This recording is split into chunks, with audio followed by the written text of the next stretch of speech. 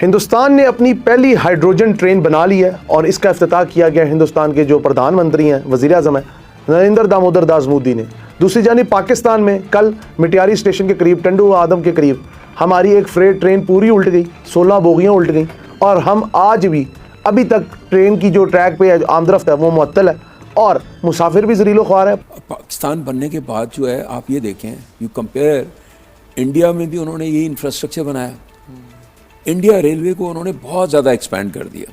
Do you know what is the difference between Pakistan railway and Indian railway? जो हमें British अंग्रेज जो दे गया था उसको भी हमने कटेल किया है और रिड्यूस किया है।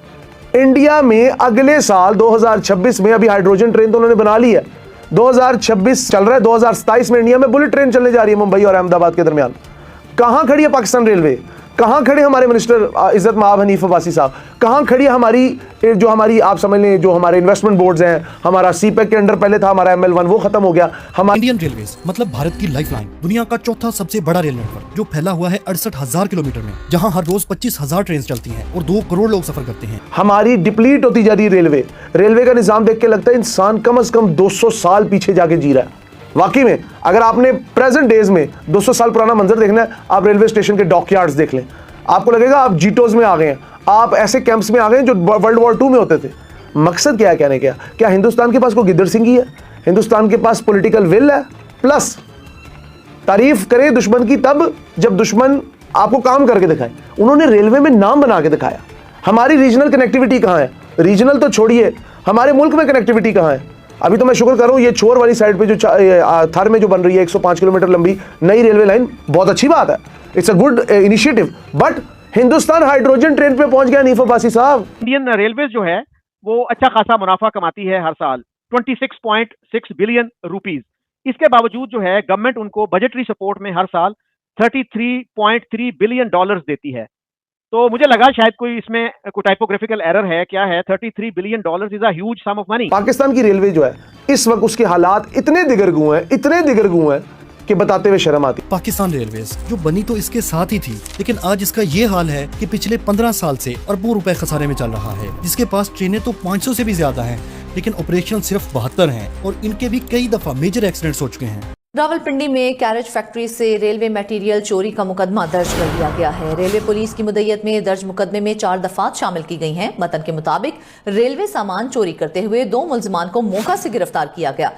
हैदराबाद और कोटरी के दरमियान रेलवे ट्रैक पर चोरी में मुलविस 2 मुलजिमान को गिरफ्तार कर लिया गया है। मुलजिमान ने पाक बिजनेस एक्सप्रेस की कपलिंग और इलेक्ट्रिक कनेक्टर चोरी करने की कोशिश की थी। रेलवे के अमले ने मुलजिमान को पकड़ने की कोशिश की तो मुलजिमान चलती ट्रेन से छलांग लगाकर फरार हो गए थे।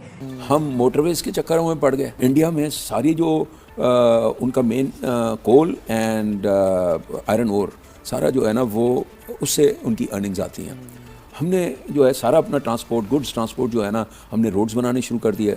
अब यू इमेजिन कि एक ट्रक जो है वो कितना वेट लेके जा सकता है और कितना वो डीजल बर्न करेगा या फ्यूल बर्न करेगा कंपेयर टू ए ट्रेन जिसमें 50-60 बोगीज लगी हुई हैं, या मतलब वो 100 टाइम्स ज़्यादा कैरी करता है। So it's the entire economics is about productivity. Karachi के इलाके Shah Faisal colony wireless gate के करीब रेलवे लाइन से लोहे की चोरी। शहरी ने 50 रुपए की खातिर चोरी करने वाले छोटे बच्चे को पकड़ लिया। नजीर शाह से मजीद जानेंगे, नजीर बताएगा इस बारे में। देखें, Shah Faisal colony wireless gate railway line है जहाँ पर लोहे चोरी का इंकशाफ हुआ है और शहरी ने एक छोटे बच्चे को 50 रुपए की खातिर चोरी करते हुए पकड़ लिया है। इस बच्चे ने सफेद रंग की शॉपर में पटरी से लोहा निकाल कर रखा हुआ था और जो बच्चा रेलवे लाइन को अलाइनमेंट में रखने वाली जो कीलें या मीखे कहलाती हैं उससे निकाल रहा था, जिससे मुबैना तौर पर बड़ा हादसा भी हो सकता है।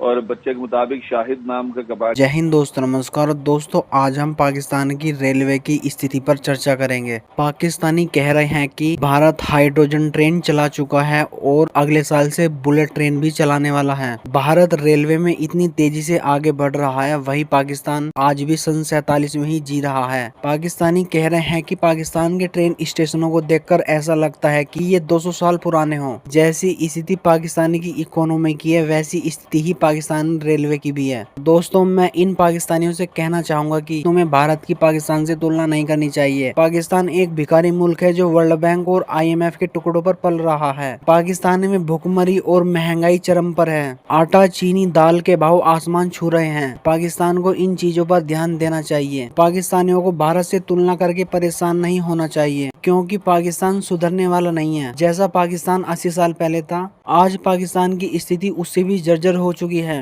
पाकिस्तान में कोई रहने को ही राजी नहीं है। पाकिस्तान तो केवल पाकिस्तानी फौज के लिए बना है और ये पाकिस्तानी फौज आतंकवादियों को पालती पोसती है और फिर इन आतंकवादियों को भारत में भेजती है। हिंदुस्तान और पाकिस्तान जो मुल्क एक वक्त पे आज़ाद हुए, एक तरह की सोच है, एक तरह की अप्रोच है, एक तरह के लोग हैं, एक तरह की सकाफत है, एक तरह की मेंटल वेलबींग है, एक तरह का इंटरनेशनल आप कह लें स्टेटस है। लेकिन in terms of progress, in terms of economy, in terms of आप कह लें labour, in terms of intellectualism, in terms of wisdom, in terms of world economic you can say, जो हम एतबार हम इंडिया के करीब करीब नहीं है। इसका ये मकसद हरगिज़ नहीं कि मैं पाकिस्तान को कोई डिग्रेड कर रहा हूँ या डीमोरलाइज कर रहा हूँ। मैं सबसे पहले पाकिस्तानी हूँ। मेरे नज़दीक मेरी कौम का जो मोराल है, मेरी कौम की जो शनाख्त है, मेरी कौम की जो इज़्ज़त है, वो मुकद्दम है। लेकिन हिंदुस्तान और पाकिस्तान का रेलवे का, इस हिंदुस्तान पाकिस्तान एक टाइम पे बने, वो हमें नॉर्थ वेस्टर्न रेलवे सिस्टम मिला, बांग्लादेश का मिला, चले जी बांग्लादेश टूट गया, वो तो बात ही खत्म हो गई।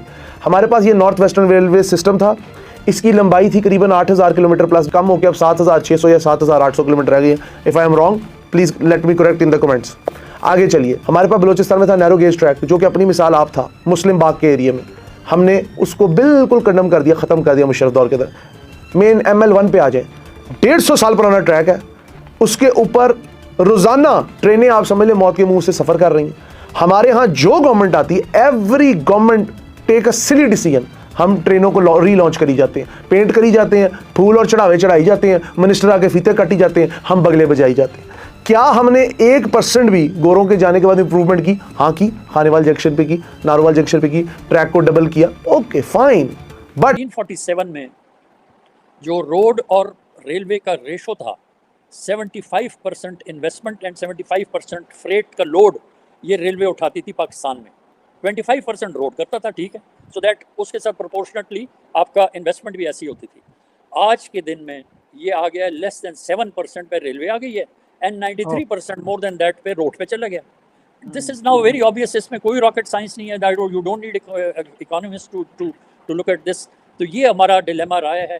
उसकी वजह से जिस तरह मैंने कहा ना कि deferred maintenance in all the 3 assets, it has ruined the rail or train operations, and it is about efficient, speedy and financially viable train operations.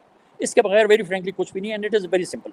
अब वो 3 एसेट्स हैं, एक इंफ्रास्ट्रक्चर है, एक आपका रोलिंग स्टॉक है जिससे में लोकोमोटिव, कोचेज और फ्रेट वैगन्स आ जाती हैं। इंफ्रास्ट्रक्चर में सिग्नलिंग, इलेक्ट्रिक कनेक्शन आ जाता है, ये सारी चीज़ें आ जाती हैं, और स्टेशन आ जाते हैं, और बाकी स्ट्रक्चर्स आ जाते हैं। और जो सबसे इम्पॉर्टेंट एक एसेट है, that is your human resource. So far because of our systems, because of those old systems 150-155 साल से जो यहाँ भी चल रहे हैं, इंडिया में भी चल रहे हैं, तो वो मोमेंटम के साथ वो लोग इसको लेके जा रहे हैं आगे।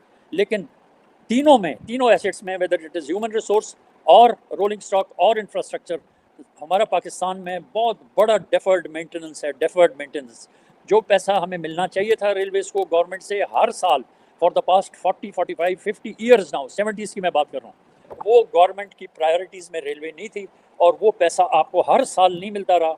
सो व्हाट हैपेंड इज़ कि डिटोरिएशन आपके इंफ्रास्ट्रक्चर में आई, डिटोरिएशन आपके रोलिंग स्टॉक में आई, और लोकोमोटिव ख़राब होने लग गए, और आपके ये जो हैं कोचेस ख़राब हैं, और फ्रेट वैगन्स ख़राब हैं,